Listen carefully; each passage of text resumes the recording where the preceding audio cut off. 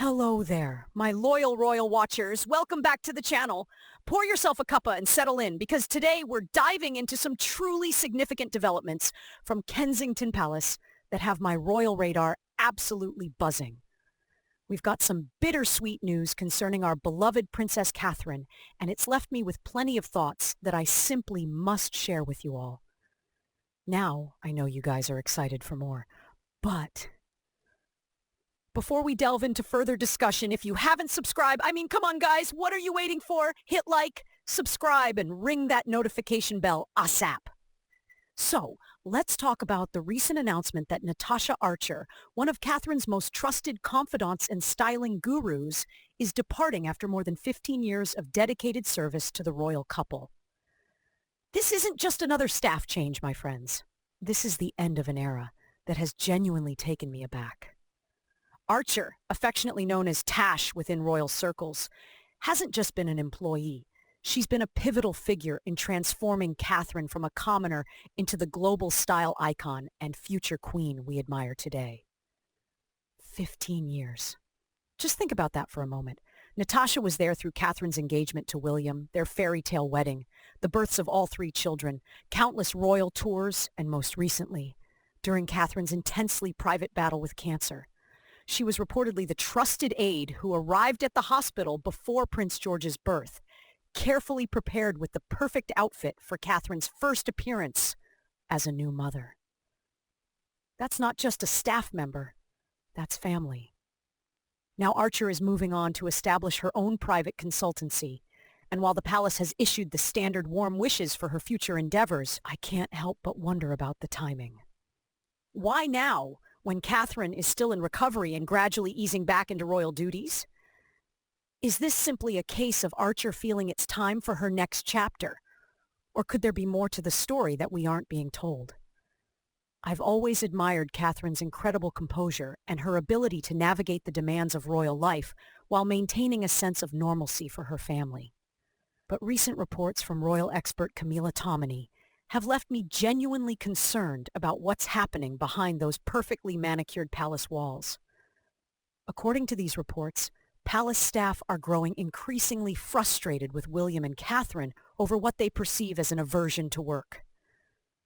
Even more shocking, Catherine was allegedly labeled a part-time royal by some staff members for her half-hearted approach to duties, and this was apparently before her cancer diagnosis. Now, I have to say, I find this criticism both puzzling and, frankly, heartless. Catherine made only 11 royal engagements in 2024, but let's remember why. She's been battling cancer. What kind of cruel system expects someone undergoing cancer treatment to maintain a full schedule of handshaking and ribbon cutting? William, meanwhile, did 71 engagements compared to his 172 in 2023. Yes, that's a significant drop.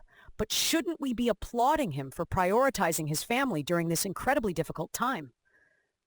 Compare this to the Sussex situation across the pond. Reports confirm that from 2020 to 2025, Harry and Meghan have lost over 25 staff members, with the most recent departures occurring after less than 2 months of employment. 2 months. That speaks volumes about the working environment they've created, doesn't it? While William and Catherine inspire long-term loyalty from staff like Archer who stay for 15-plus years, the Sussexes can't seem to keep anyone around for even 15 weeks. The contrast couldn't be more striking. What I find particularly fascinating about these palace whispers is how they reveal the enormous generational shift happening within the monarchy. Catherine reportedly established some fundamental life rules when she joined the firm. Rules that were presented to both Queen Elizabeth and Prince Charles from the outset. She made it crystal clear that she would not be pigeonholed into carrying out particular duties and that her priority would always be her family. In royal terms, this was revolutionary. Think about the immense pressure William and Catherine are under, with King Charles undergoing cancer treatment and the Queen's passing still relatively recent. They're essentially the faces of the working monarchy right now. Princess Anne, bless her, continues to be the hardest working royal with a staggering 217 engagements in 2024, but she's 74 years old. The future of the monarchy rests squarely on William and Catherine's shoulders, and they're trying to balance that immense responsibility with raising 3 young children and navigating serious health challenges. Sources claim that courtiers are fuming over William, indulging in his passions, like traveling to Germany for the Euros and to South Africa for his Earthshot prize, instead of taking on more traditional royal duties. I find this criticism particularly unfair. The Earthshot prize isn't some frivolous hobby. It's one of the most significant environmental initiatives in the world, with millions of pounds awarded to innovative solutions for our planet's most pressing challenges. This is exactly the kind of forward-thinking project that will keep the monarchy relevant for generations to come. As for Catherine, reports suggest she's determined to be a hands-on mother to George, Charlotte, and Louis. And I say, good for her. We've all seen what happens when royal children are raised primarily by nannies and sent off to boarding school at the earliest opportunity. Diana broke that mold by being more present in William and Harry's early lives, and Catherine is clearly continuing that tradition. This isn't a failure of duty. It's a recognition that raising the future king and his siblings with love, stability, and normal experiences is perhaps the most important royal duty of all. What's happening here, I believe, is a fundamental clash between old and new approaches to monarchy. The old guard, represented by these anonymous palace sources, still believes in the never complain, never explain model where royals are expected to push through regardless of personal circumstances. They're measuring success by the number of engagements rather than their impact. Meanwhile, William and Catherine represent a more modern, balanced approach that recognizes the importance of mental health, family time, and strategic focus over sheer quantity of appearances. I'm reminded of the criticism Diana faced when she brought a more emotional, hands-on approach to royal parenting and charitable work. The establishment wasn't ready for her authenticity then, and perhaps some parts of it still aren't ready for William and Catherine's determination to do things differently now. But Diana's approach ultimately won the public's heart, and I believe history will vindicate William and Catherine's choices too. The popularity numbers support this. Despite their reduced workload, public support for William and Catherine remains incredibly high. People understand that quality matters more than quantity, and they respect the couple's commitment to family alongside duty. They've managed to become both more relatable and more respected, a difficult balance that speaks to their genuine connection with the British people. I'm particularly moved by Catherine's courage throughout her cancer journey. She disclosed her diagnosis with dignity and honesty, then stepped back to focus on her treatment and recovery without the pressure of public scrutiny. Her gradual return to royal duties has been carefully managed, with appearances that show her determination without compromising her health. The woman deserves our admiration, not whispers about being part-time. This brings me back to Natasha Archer's departure. Her contribution to Catherine's public image cannot be overstated. Through her discerning taste for British fashion, Archer helped craft the princess's signature style, a perfect blend of accessibility and elegance that has injected over $1 billion into the British fashion economy each year through the famous Kate effect. Every time Catherine appears in a new outfit and it sells out within hours, that's Archer's legacy at work. Beyond the fashion, though, Archer's professionalism and discretion ensured that Catherine's transition from girl next door to global royal icon was seamless and dignified. She was the kind of aide who anticipated needs before they arose, ensuring Catherine's comfort and composure during both high-profile events and private moments. That kind of relationship isn't easily replaced, and I imagine Catherine will feel this loss deeply as she continues her recovery. What concerns me most about these palace whispers is the unnecessary pressure they place on a family already dealing with extraordinary challenges.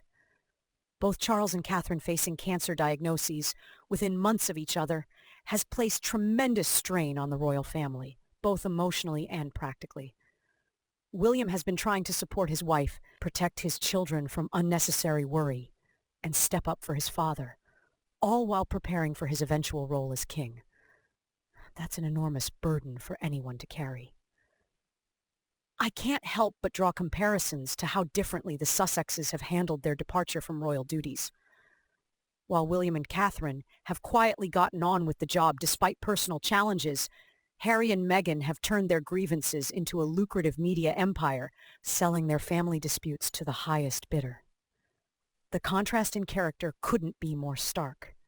One couple understands that true nobility comes from service and dignity, not from claiming victimhood or monetizing family conflicts.